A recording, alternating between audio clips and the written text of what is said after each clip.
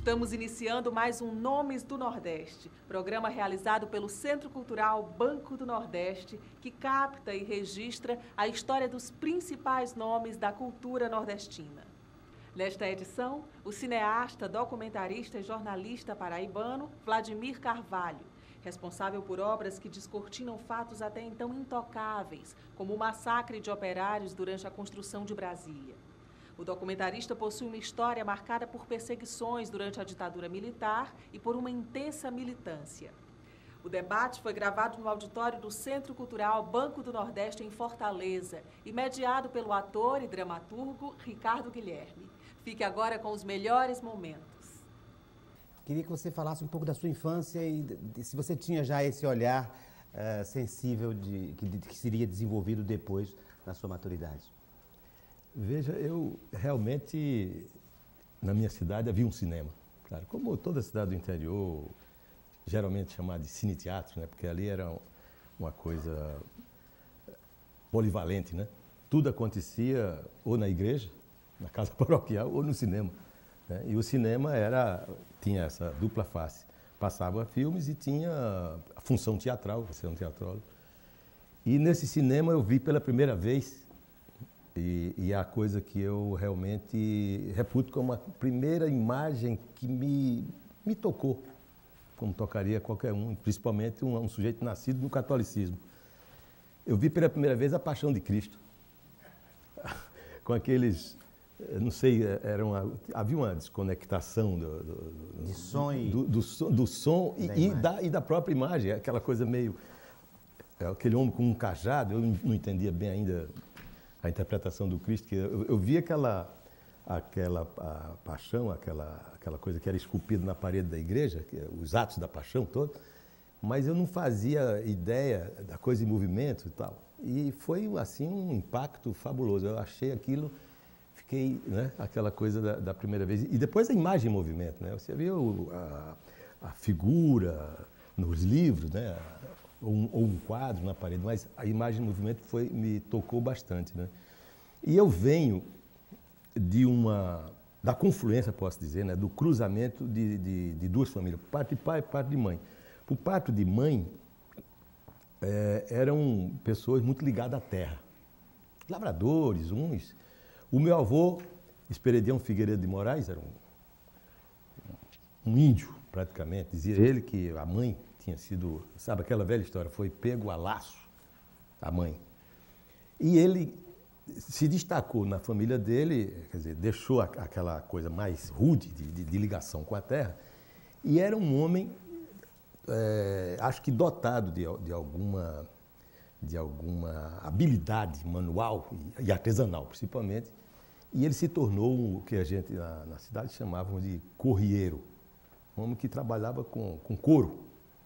E era um celeiro fantástico. Você falou do filme do Paixão de Cristo, que é famoso, né? Uhum. Tem uma parte, um deles, inclusive, é cinema mudo ainda. Cinema mudo, esse que eu vi era um cinema Foi esse mudo. Que você viu, né? Mas tem outras influências que você podia... Outras, não é nem influências, outras imagens de cinema que você acha que foram fundantes para a sua definição como três momentos, o terceiro, então, é definitivo para o meu encaminhamento para o documentário, que é muito estranho. Alguém faz documentário por algum tempo e depois vai fazer longa ficção, etc. E não passava, em Itabaiana, não imagino que não passava não tinha nada disso. Documentário. Nada disso. Só faroeste, talvez... musicais, eu me lembro de ter visto o moleque Tião com grande hotel, fazendo aquela boca de flor, assim, que me impressionar, aquele close, aquele homem fazendo aquela boca de flor, fantástico. E as chanchadas também, creio. E as chanchadas, isso já bastante depois, né? Depois. O meu pai era apaixonado por um filme chamava Como Era Verde Meu Vale. Era sobre uma comunidade de mineiros. Meu pai era um esquerdista militante, para não dizer um comunista, porque é pesada a palavra. Hoje, comunista é uma coisa muito fora de moda, demodê, mas ele era um homem, assim, muito ligado nisso daí, né? E aí eu tenho até histórias incríveis, né, para contar. Mas ele apaixonou-se porque era luta de classe, era um filme do João Fosse, não estou enganado, né, como era Verde Meu Vale o nome, né? E Você era falava de três momentos importantes. três momentos. O outro foi... Esse, o Vale é um deles? Porque ele falava tanto, e quando eu vi o filme, realmente eu fiquei muito tocado. Eu acho que ele já tinha morrido, meu pai, quando eu vi esse filme. Aí eu entendi por que ele gostava tanto.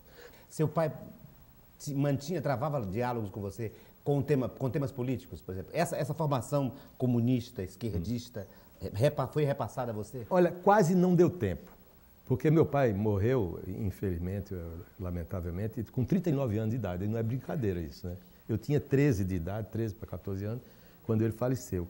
Então você vê, um garoto. Mas o que ele me passou, o que ele estimulou, quase tudo que eu não sabia, continuei meio sem saber, mas intuí a partir dessa conversa com ele, das insinuações, de coisas, de discussões terríveis que ele tinha numa barbearia na cidade e depois ficava ameaçado de morte pelos donos de terra, porque ele foi vereador e então ele levantava teses, né, favorável aos camponeses, favorável àqueles mais destituídos de qualquer coisa na sociedade, né, os despossuídos da sociedade, e ele tomava a sua defesa e tal. E vez por outra minha mãe ficava com muito medo porque ele se expunha, né?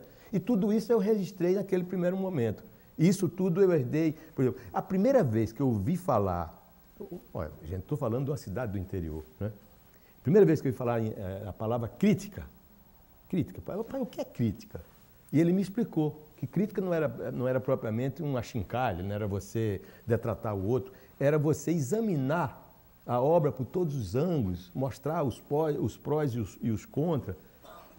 E eu, com meus 14 anos, não entendi bem aquilo, mas fui entender tudo depois, né? Foi como se ele me tivesse dado uma introjetada que até hoje eu desfruto e nunca passo.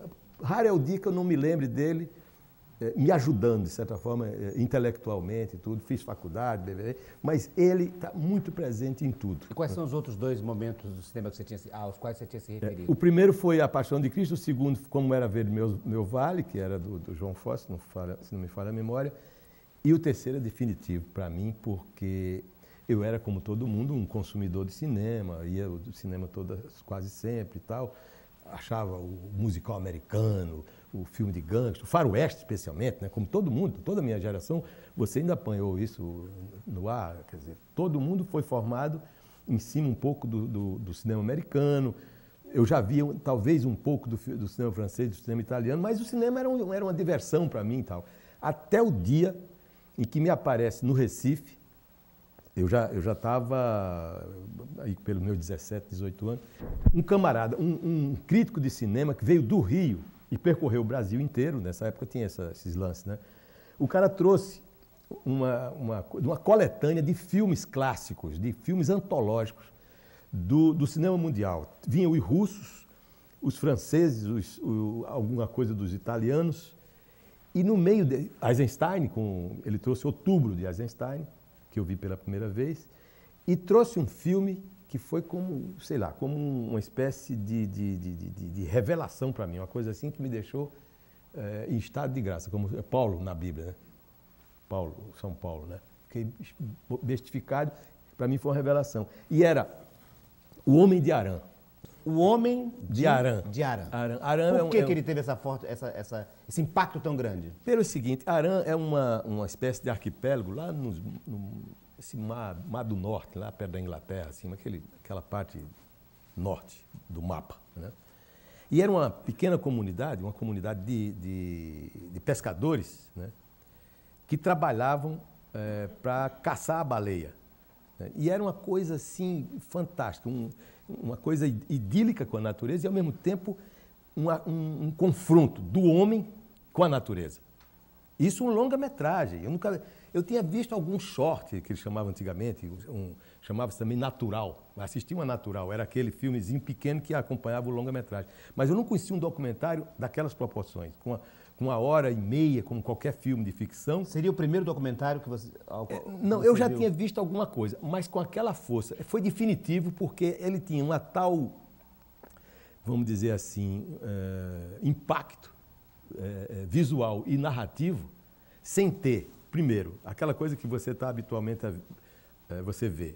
O enredo, né, uma história, né, criada, e às vezes um romance, às vezes uma tragédia, um drama, como acontece você assistir um filme e você separa e você consegue contar ele todo. Não tinha enredo, não tinha atores, tal como a gente concebe, o ator técnico, um ator que passou pelas escolas, que fez escola, etc. e tal, né, e que está no cinema, porque tem uma experiência também no cinema, e que representa um papel. Não tinha nada disso. Era os homens na sua relação com a natureza, direto. Incrível. E aí aparecia em planos gerais, quando filmava de longe, assim, aquele mar bravio, aquela coisa, a onda de 3 metros de altura, e aqueles caras se equilibrando numa pequena canoa, uma noz, né? uma casca de noz. E aqueles 2 homens com um arpão para caçar o maior mamífero do planeta, não é verdade? A baleia.